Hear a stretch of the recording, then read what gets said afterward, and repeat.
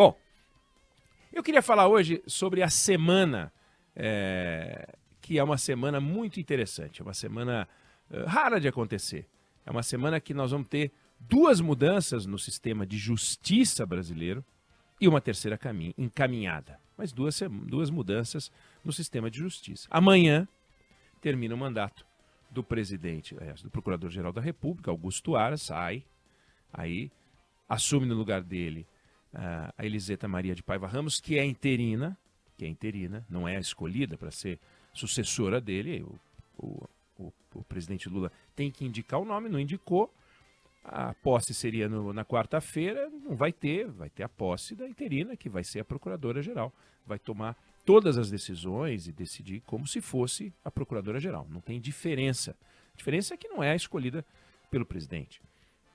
E, portanto, ela não vai ficar 2 anos, né, que é um mandato de 2 anos na Procuradoria-Geral da República, mas amanhã termina o último dia de Augusto Aras. É uma mudança muito importante sobre a qual a gente vai falar. Na quinta-feira, toma posse o ministro Luiz Roberto Barroso como presidente do Supremo Tribunal Federal no lugar da Rosa Weber. Também outra mudança muito importante, mas muito importante. Também para um mandato de 2 anos. É um sistema de rodízio no Supremo Tribunal Federal. Então, Luiz Roberto Barroso não é escolhido para ser o presidente pelo presidente da República, como o Procurador-Geral da República é escolhido para ser o Procurador-Geral da República, o chefão, pelo presidente Lula. Luiz Roberto Barroso é o presidente porque ele foi nomeado depois da Rosa Weber e ela sai, ele entra. Tem uma particularidade, que é a terceira mudança a caminho, que Rosa Weber, diferente do Luiz Fux, que foi presidente e voltou a ser ministro, Toffoli foi presidente e voltou a ser ministro, ela atinge a idade de limite de 75 anos, agora no dia 2 de outubro, então ela deixa o Supremo, ela deixa a presidência e deixa o Supremo Tribunal Federal. São duas mudanças, portanto, um para o cargo de presidente do Supremo, ocupado pelo Luiz Roberto Barroso, sucedendo a Rosa Weber e mudando o perfil do tribunal. E outro, para o lugar de Rosa Weber ministra, que vai outro indicado pelo presidente da República, mudando o perfil do tribunal. Então, são 3 mudanças, das quais 2 acontecem essa semana. A mudança na Procuradoria é uma mudança fatiada. Você tem o fim da gestão Aras, mas você não pode ainda falar muito sobre o perfil de quem está chegando, porque simplesmente a gente não sabe quem está chegando. Se ele vai manter a interina, nada indica isso, quem ele vai colocar no lugar, etc. Então é ainda uma discussão que a gente vai saber ainda quem é o nome. Imagino, a não ser que tenha saído alguma coisa nos últimos minutos, que não tem um nome escolhido. Não vamos aqui especular se vai ser fulano, beltrano, nós não sabemos. Então vamos aguardar. Agora, essas mudanças, elas não são mudanças cosméticas, são mudanças importantes. Elas não são mudanças, digamos, tão grandes quanto as que acontecem na troca de um presidente da República. Sai Bolsonaro, entra Lula, é uma mudança impressionante. E muda tudo, no Brasil inteiro, né? Eleição no Congresso Nacional, toda a Câmara dos Deputados é substituída numa eleição, ainda que possa haver a renovação, você tem uma substituição dos 513 nomes por novos 513, dos quais uma porcentagem muito expressiva é reeleição. No Senado, tem eleição que troca 1/3, tem eleição que troca 2/3, mas são mudanças importantes, né? Esse tipo de eleição está mais para a eleição do presidente da Câmara, eleição do presidente do Senado, não envolve o eleitor brasileiro. Não é a gente que vai para a urna, é o jogo do poder que decide quem são os ocupantes desses cargos. E é algo muito importante que a gente deve observar. A gente teve uma mudança agora com a saída de Ricardo Lewandowski, entrou Cristiano Zanin. É uma mudança do ponto de vista do jeito de enxergar a justiça, uma mudança de pouca importância,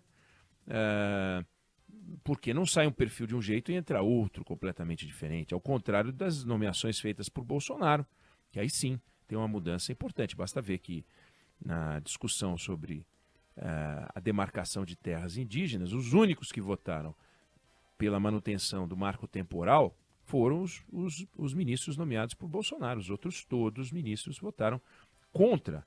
Então tem uma mudança, tem uma diferença. Se escolhe um ministro com um perfil mais parecido com os ministros indicados por Bolsonaro, os julgamentos mudam, né? Pega, por exemplo, Rosa Weber, né? Rosa Weber, ela votou, por exemplo, a favor da descriminalização do porte de drogas para uso próprio. Votou a favor da descriminalização, nossa, eu falei 2 vezes, Débora, e não errei, do aborto. São votos progressistas. Eu não gosto muito dessa palavra, porque fica parecendo que não votar assim é uma coisa retrógrada, mas é assim que eles falam, é progressista. Mas é essa é a linha da Rosa Weber, né? Se no lugar da Rosa Weber vem alguém parecido com André Mendonça, vai votar de um outro jeito, diferente, provavelmente, não é? Então esse jeito, essas escolhas, elas são realmente muito importantes e muito expressivas. Vamos falar do que significa a troca, que é a única que a gente pode dizer que sabe quem sai, sabe quem entra, que é a troca de Rosa Weber por Luiz Roberto Barroso. 2 ministros que votaram em várias votações, 2 ministros que se comportam como a gente viu nos últimos tempos. Então dá para saber. Luiz Roberto Barroso substituindo Rosa Weber. Rosa Weber é talvez o melhor exemplo que a gente tem no Brasil de comportamento adequado para o cargo de presidente. Olha, não há, nas últimas presidências, sempre de 2 em 2 anos, não há magistrado, ministro do Supremo Tribunal Federal que tenha se comportado da maneira reservada como Rosa Weber. É um exemplo acabado de que, para ela, o cargo de ministro do Supremo e, mais ainda, da presidência do Supremo impõe um comportamento discreto. Para Rosa Weber, a notícia é o processo, a notícia é o voto. A declaração é a exceção, não é a regra. Não que ela não represente institucionalmente o Supremo Tribunal Federal, representa, sempre representou, no tempo que ficou. Não que ela não tenha presidido o Conselho Nacional de Justiça, presidiu. Não que ela não defina a pauta de julgamento do Supremo, define. Ou seja, ela faz tudo que os presidentes do Supremo fizeram, com uma diferença: em silêncio, de forma reservada, falando quando necessário, de forma que, quando falava, todo mundo ouvia, porque, peraí, Rosa Weber está falando. Vamos prestar atenção no voto dela. É uma pessoa, portanto, que levou isso a ferro e fogo. Não era declaraçãozinha que ela dava do tipo, eu entendo que esse é o jeito de fazer. Ela fazia e fez durante todo o tempo que esteve lá. Todo o tempo. Nunca transigiu. É o certo, é o errado? Não. Não tem certo e não tem errado. Porque quando tem certo e errado, em algum lugar está escrito que não deve ser feito. Mas como comportamento, como postura, foi uma aula. Foi uma aula que fica para os integrantes dos outros poderes, é uma aula que fica para o Procurador-Geral da República, é uma aula que fica para o Presidente da República, é uma aula que fica para o Presidente da Câmara, é uma aula que fica para o Presidente do Senado e é uma aula que fica para o Luiz Roberto Barroso, seu sucessor. Rosa Weber vai entrar para a história do Supremo Tribunal Federal como alguém que ensinou os integrantes do Poder Judiciário um modelo de comportamento muito sofisticado. Porque é difícil. É muito difícil. É muito mais natural, diante de uma provocação, reagir. Esse é o natural. Cala a boca, já morreu. Quem cala a boca aqui sou eu. Entendeu? Esse é o natural. O natural é xingar e ser xingado. Esse é o natural, mas não é o esperado de um integrante do Poder Judiciário, que chega ao topo da carreira, está no topo da cadeia alimentar, é aquele que interpreta a Constituição, inclusive, no caso da interpretação constitucional, Rosa Weber tem outro traço raro no Supremo, que pode ser visto na seguinte declaração dada por ela. O Supremo Tribunal Federal é o guardião da Constituição, não seu autor. Não é lá que se escreve a Constituição brasileira. É ali que ela é protegida.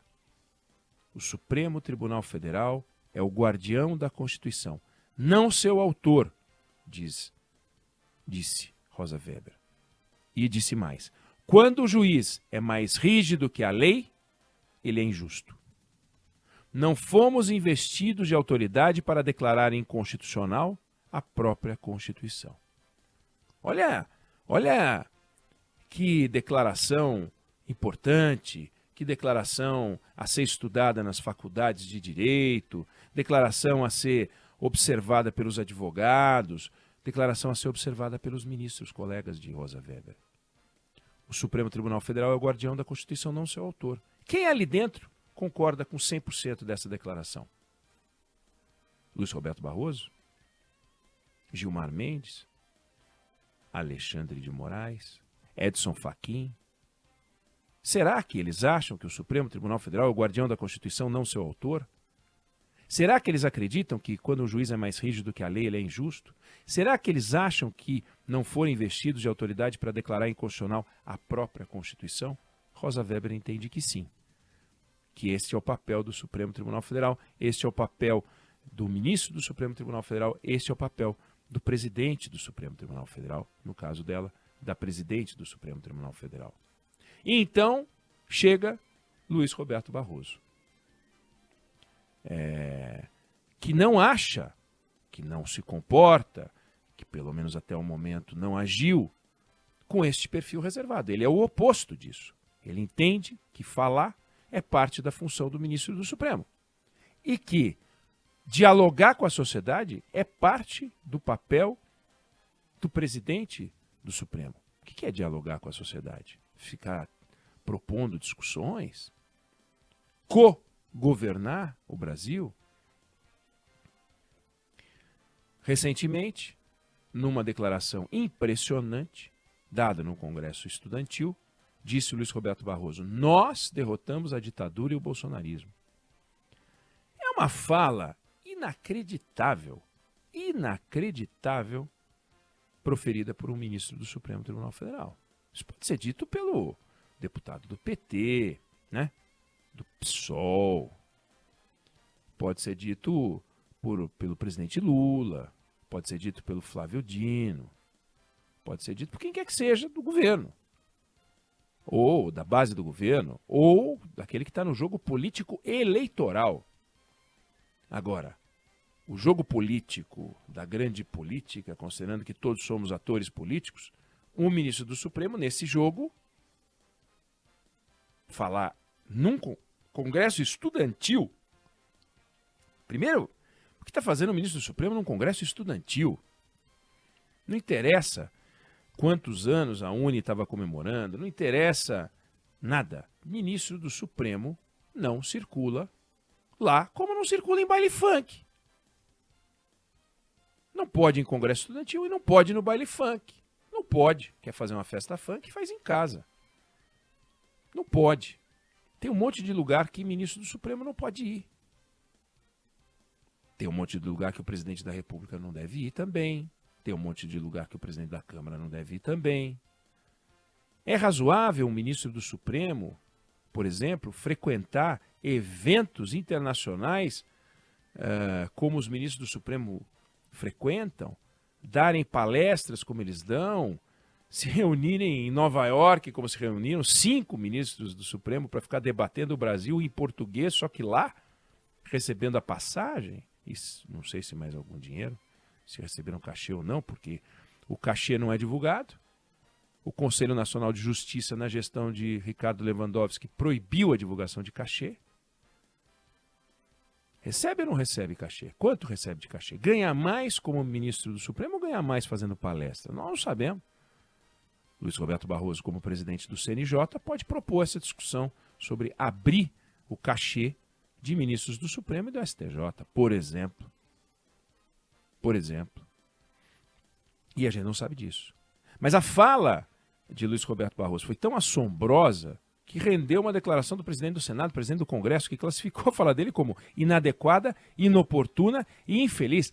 Não me recordo de um ministro do Supremo ter recebido uma reprimenda do presidente do Senado desse jeito, nesses termos. Recomendou ao ministro que se ativesse ao cumprimento do dever constitucional dele, que é tratar daquilo que é julgado, e sugeriu que ele se retratasse. Olha, é inacreditável. Então nós vamos conhecer o Luiz Roberto Barroso agora como presidente. Ele vai manter esse perfil que ele mantinha até agora? Vai adotar um perfil diferente? O cargo muda a pessoa. Veja Fernando Haddad. O Fernando Haddad de hoje com o Fernando Haddad prefeito de São Paulo, com os discursos que fazia como candidato em 2018, o comportamento que ele tem hoje, o cargo muda. O cargo muda a pessoa. Vamos ver como o cargo vai mudar.